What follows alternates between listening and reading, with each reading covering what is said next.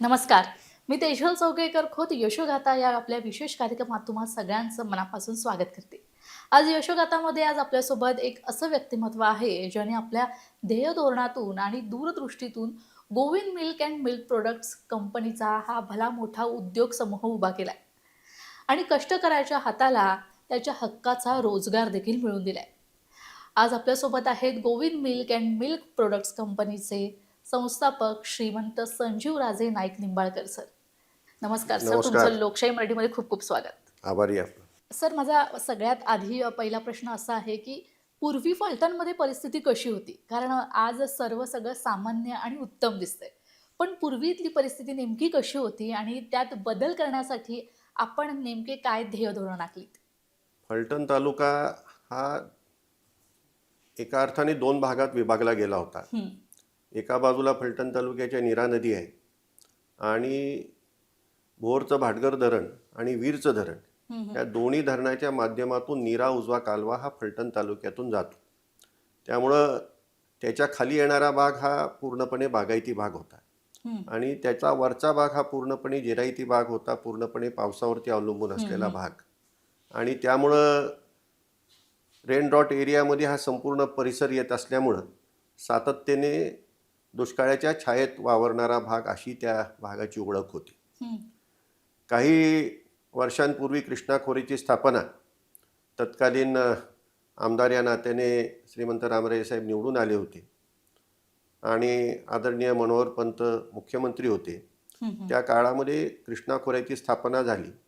कृष्णा खोऱ्याच्या स्थापनेपासून अनेक प्रकल्प त्या ठिकाणी कृष्णा खोऱ्याच्या माध्यमातून सुरू झाले हं, आणि फलटण तालुक्याच्या दृष्टीने धोम बलकवडी आणि नीरा देवघर ह्या दोन धरणांची कामं सुरू झाली, ती पूर्णही झाली आणि धोम बलकवडीचं पाणी हे फलटण तालुक्याला मिळायला सुरुवात झाली आणि फलटण तालुक्याचा जो दुष्काळी भाग होता हं. त्या भागामध्ये पाणी आल्यामुळं तोही भाग काही प्रमाणात ओलिताखाली आला आणि त्यामुळं आत्ता आपल्याला जी काही परिस्थिती साधारण पाण्याच्या विषयात आपण विचार केला, ती काय परिस्थिती आज जी निर्माण झाली आहे ती त्यामुळं झालेली आपल्याला दिसून येते.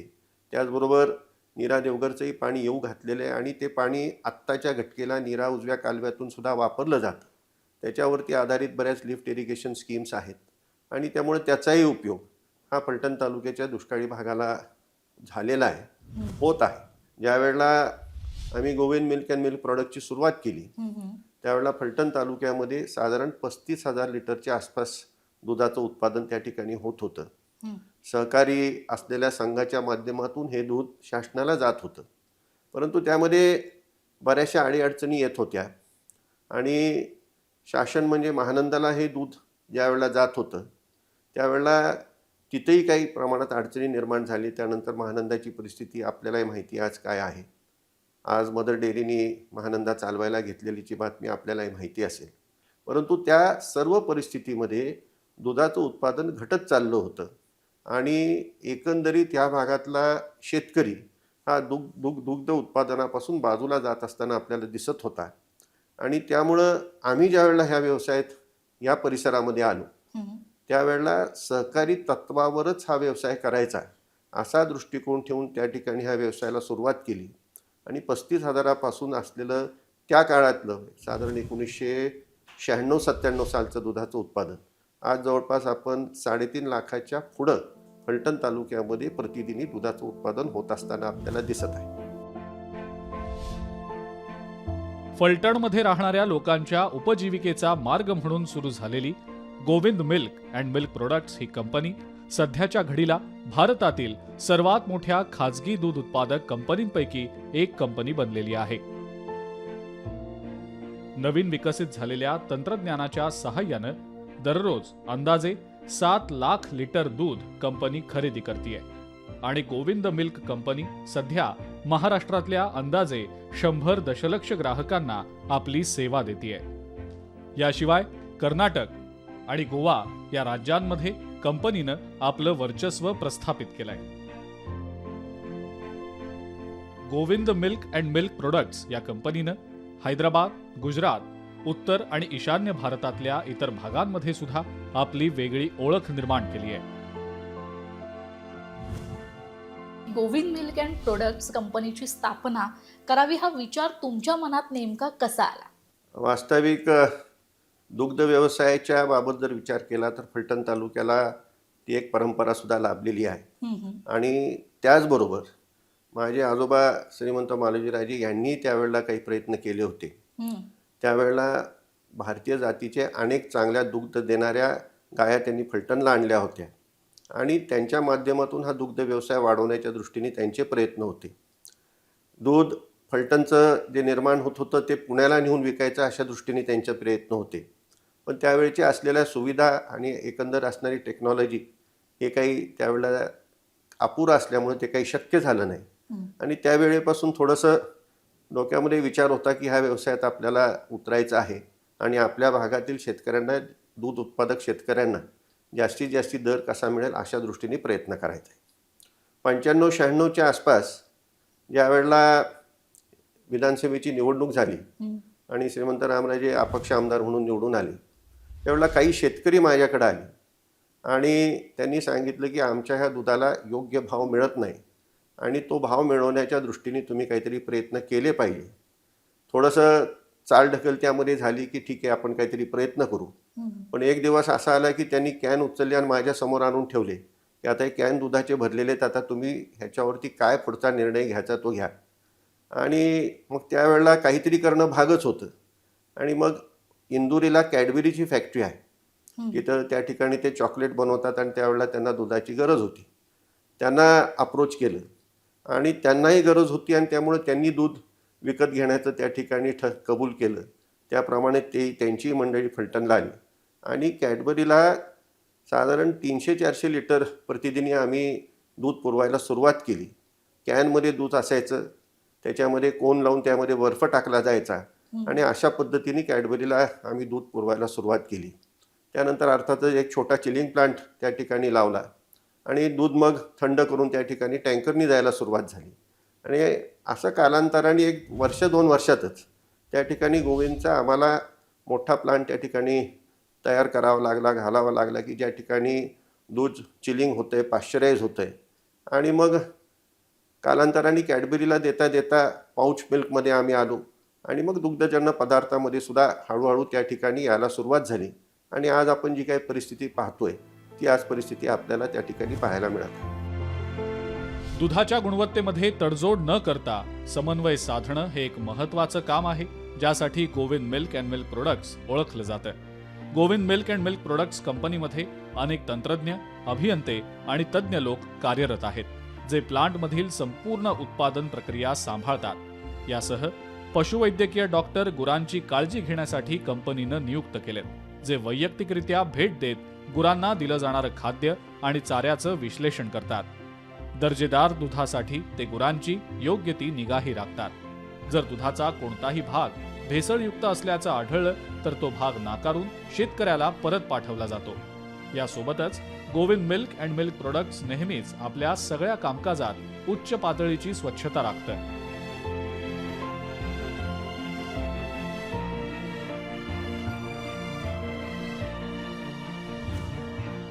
गोविंद मिल्क हे पाहायला गेलं तर एक कुटुंब आहे, जे अनेक शेतकऱ्यांशी आणि कर्मचाऱ्यांशी जोडले गेले.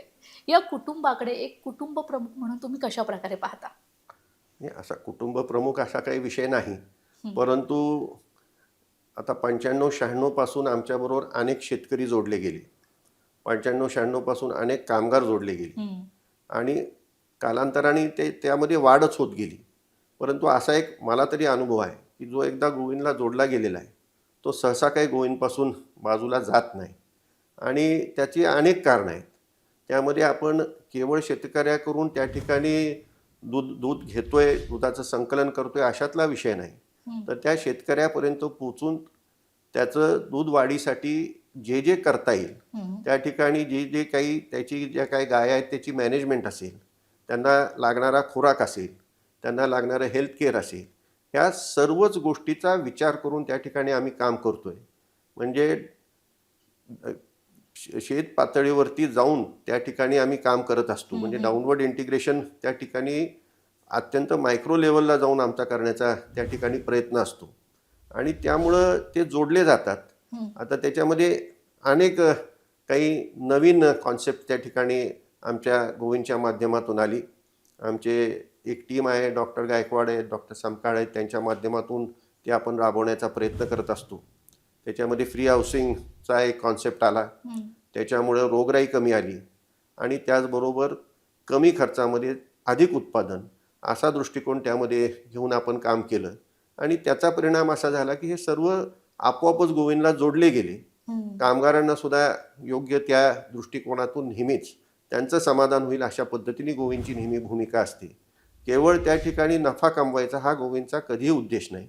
सर्वांना बरोबर घेऊन जाऊन सर्वांचा त्या ठिकाणी फायदा होईल आणि शेवटी आमच्या दृष्टिकोनातून सर्वात महत्त्वाचा घटक म्हणजे आमचा दूध उत्पादक, त्याचं समाधान कसं होईल अशा दृष्टीने आम्ही काम करत राहिल्यामुळं आज हे कुटुंब एकत्रितपणे 95-96 पासून एकत्रितपणे पुढे जात असताना आपल्याला दिसत आहे. सर, गोविंद मिल्कने आतापर्यंत यशाचा एक मोठा टप्पा गाठलाय. या पुढचं ध्येय धोरण गोविंद मिल्कचं नेमकं कसं असणार आहे? ज्यावेळेला सुरुवात केली त्यावेळेला दूध घ्यायचं आणि त्याच्यामध्ये फक्त फॅट आणि SNF पाहायचं, म्हणजे डिग्री फक्त बघायची. त्यावेळेला एक अशी पद्धत होती, एक थर्मामीटर असतं त्यात ते बुडवायचं आणि त्याची काय डिग्री लागेल ती लिहायची. आता बदलत बदलत आपण इथपर्यंत पोचलेलो आहे की आता फक्त आपण फॅट आणि SNF बघत नाही, दुधामधले प्रोटीन्स बघायला आम्ही सुरुवात केली. जसं आणखी पुढं गेलो तसं दुधामध्ये असलेला केमिकल रेसिड्यू असेल, दुधामध्ये असलेले अँटीबायोटिक्स असेल, ॲफ्लाटॉक्सिनसारखे पदार्थ असतील, हे सुद्धा दुधात असता कामा नयेत अशा दृष्टीने सुद्धा आम्ही कामाला सुरुवात केली. त्यामुळं गोविंदकडं पाहत असताना गोविंद हे फक्त दर्जेदार दूधच त्या ठिकाणी सर्व निकष पडताळूनच घेतं अशा प्रकारची गोविंदची त्या ठिकाणी प्रतिमा तयार झालेली आहे. त्यामुळं एकंदरीत ह्या व्यवसायाकडं पाहत असताना अत्यंत उत्तम क्वालिटीचं दूध हे सर्वसाधारण ग्राहकापर्यंत गेलं पाहिजे अशा दृष्टिकोनातून आमचे जे प्रयत्न आहेत त्या प्रयत्नांना आता यश येताना आपण पाहतोय आणि लोकांमध्ये सुद्धा तो अवेअरनेस निर्माण झाला आहे. काही ऑर्गॅनिक पद्धतीचंही दूध आपण त्या ठिकाणी संकलन करतोय आणि ह्या सर्वाचा विचार करता ह्या पद्धतीने पुढे गेलं तरच हा व्यवसाय हा पुढे जाणार आहे हे लक्षात घेऊन आम्ही काम करत आहोत. गोविंद मिल्कचं यश हे त्यांच्या शेतकरी मित्रांनी दाखवलेला उत्साह आणि सहकार्यामुळे शक्य झालेलं आहे. खऱ्या अर्थानं शेतकऱ्यांना मदत करण्यासाठी गोविंद फाउंडेशनची स्थापना करण्यात आलेली होती. आजही गोविंद फाउंडेशन दूध उत्पादकांना आणि प्राण्यांना इजा न करता मोठ्या प्रमाणावर दूध उत्पादन करण्यासाठी मदत करत आहे. यासाठी त्यांनी अनेक कार्यक्रम तयार केलेत. यामध्ये खास करून पशुपालकांना प्रशिक्षण आणि अतिरिक्त मदत केली जाते. गोविंद फाउंडेशन गुरांना त्यांच्या नैसर्गिक अधिवासात मुक्तपणे फिरण्यासाठी प्रोत्साहन देतं. यामागे त्यांचा असा विश्वास आहे की प्राण्यांना मुक्त केल्यानं त्यांना त्यांच्या नैसर्गिक अधिवासात राहण्याची आणि वाढण्याची मोकळीक मिळते.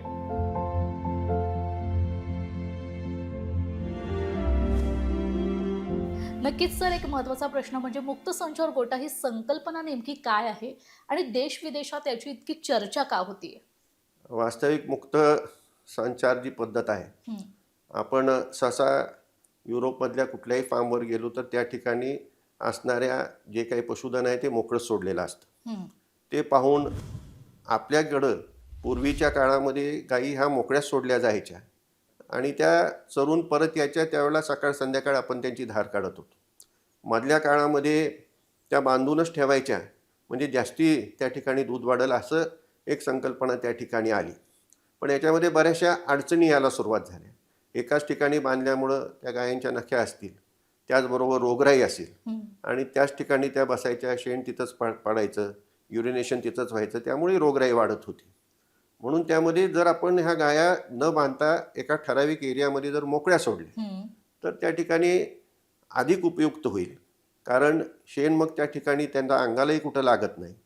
पिण्याचं पाणी त्या ठिकाणी पाणी ठेवता येतं, टाकी तयार करून पाणी ठेवता येतं, त्यांना पाहिजे त्यावेळेला त्या पाणी पिऊ शकतात आणि त्यामुळं मोकळ्या त्या राहिल्यामुळं एकंदरीत त्यासुद्धा पूर्णपणे स्ट्रेस फ्री राहतात. एक प्रकारे त्यासुद्धा खुश असतात, हॅपी असतात. म्हणून आम्ही हॅपी मेकर स्वतःला म्हणवतो, कारण आमची जनावरे ही हॅपी ठेवण्याच्या दृष्टीने आमचा प्रयत्न असतो. आणि त्यामुळं शेतकऱ्याचा फायदा काय झाला तर शेतकऱ्याचा फायदा असा झाला की त्या ठिकाणी शेण वगैरे साफ करायची त्याला आता गरजच पडत नाही. तो एक त्याचा खर्च वाचला. त्याचबरोबर रोगराई कमी आली, त्यामुळे तो खर्च वाचला. आणि एकंदरीतच गाईच्या दुधामध्ये सुद्धा आपल्याला काही प्रमाणात वाढच त्या ठिकाणी दिसून आली, त्यामुळं तो फायदा झाला. असा दृष्टिकोन ठेवून आज जर आपण पाहिलं तर मला वाटतं महाराष्ट्रात ज्या ज्या ठिकाणी जाईल त्या त्या ठिकाणी बहुतांशी गोठे हे मुक्त संचार गोठे असेच आपल्याला आता पाहायला मिळतील. पण त्याची सुरुवात ही गोविंदच्या माध्यमातून झाली, याचा आम्हाला सार्थ अभिमान. नक्कीच सर, विशेष करून ना महिला शेतकरी यांना गोविंद मिल्ककडून प्रोत्साहन दिलं जातं. तर यामागचं कंपनीचं नेमकं ध्येय धोरण काय आहे? ह्या व्यवसायात वास्तविक जे प्रत्यक्षामध्ये शेतामध्ये काम करतात, गायांच्या बरोबर काम करतात, ह्या महिलाच असतात. म्हणजे त्यांना पाणी देणं, त्यांचं खायला देणं, ह्या सर्व महिलाच काम करत असतात. आणि त्यामुळं त्यांच्यावरच भर देणं हे आणि त्यांच्या माध्यमातूनच हा व्यवसाय वाढू शकतो असा एकंदर आम्हाला विश्वास आहे. आणि त्यामुळं आमची जी काही टीम आहे, जी डेअरी डेव्हलपमेंटचं काम करत असते, ही महिलांमध्ये जाऊनच ते काम करते, महिलांचं ट्रेनिंग घेते. आणि अशा काही आता महिला तयार झाल्या आहेत की त्या इतर महिलांचं सुद्धा ट्रेनिंग घेऊ शकतात. वा.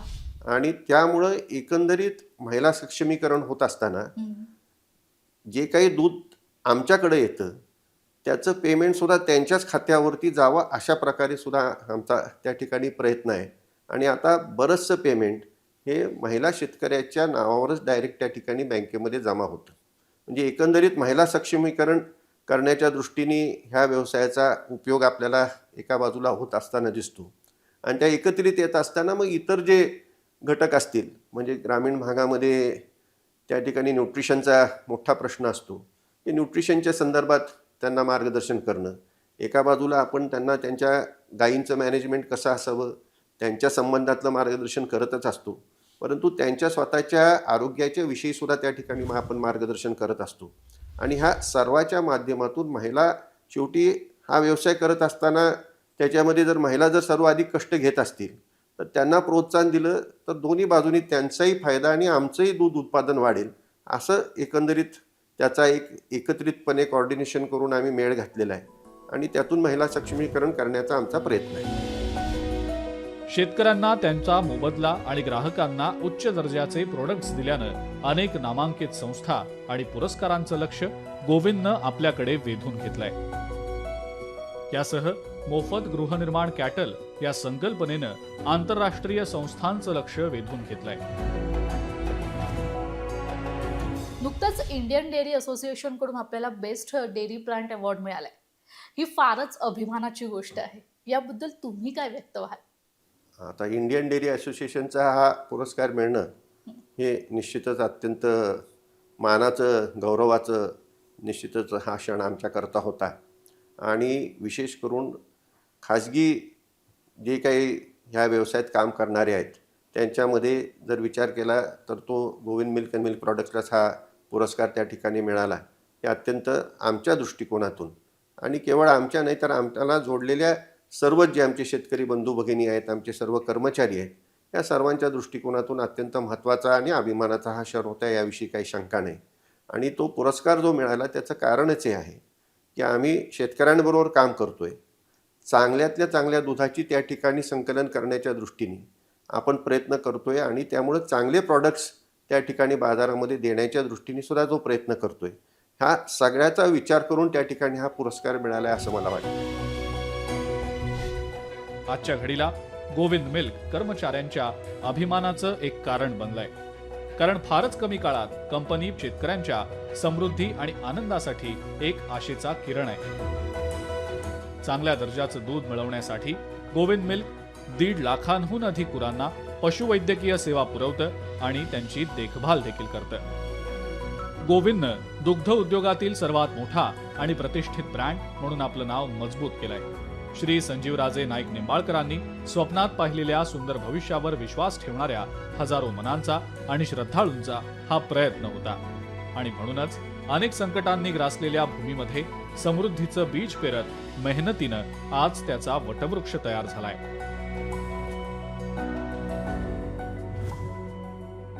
सर, एक आनंदाची गोष्ट म्हणजे गोविंद मिल्क प्रोडक्ट्सने नुकतंच 30व्या वर्षात पदार्पण केलंय. तर या निमित्तानं लोकशाहीच्या माध्यमातून तुम्ही शेतकऱ्यांना काय सांगाल? शेतकऱ्यांशी आम्ही वेळोवेळी आमचा संपर्क होतच असतो. हं. परंतु 30 वर्षाच्या ह्या संपूर्ण कालखंडामध्ये मी काही वेळापूर्वीच आपल्याला म्हणालो की ज्यावेळेला आम्ही सुरुवात केली त्यावेळेला फक्त SNF आणि फॅट बघूनच दूध घ्यायचं.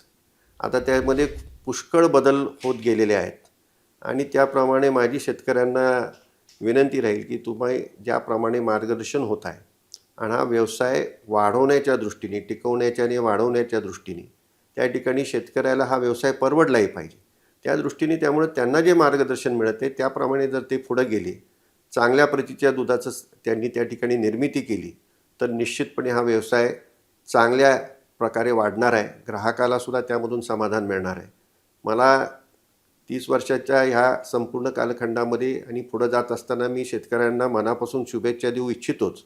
परंतु त्याचप्रमाणे सर्वांनी मिळून चांगल्या दुधाची निर्मिती करण्याच्या दृष्टीने सुद्धा त्या ठिकाणी आपण सर्वांनी कटिबद्ध राहण्याच्या दृष्टीने मी त्यांना विनंती करू इच्छितो की ज्यामुळे ग्राहकाला आणि उत्तम प्रतीचं आपलं असणारं दूध आणि दुग्धजन्य पदार्थ केवळ भारतातच नाही तर भारताबाहेरसुद्धा आपल्याला पाठवता येतील अशा प्रकारची परिस्थिती निर्माण करण्याच्या दृष्टीने आपण सर्वांनी प्रयत्नशील राहावं आणि तशाच प्रकारच्या शुभेच्छा मी आमच्या शेतकरी बंधू भगिनींना देत आहे.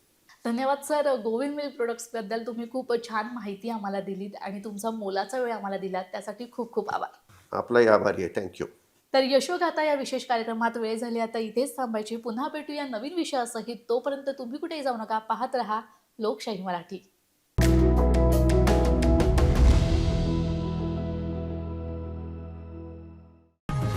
लोकशाही मराठी ऐका, पहा, जागरूक रहा.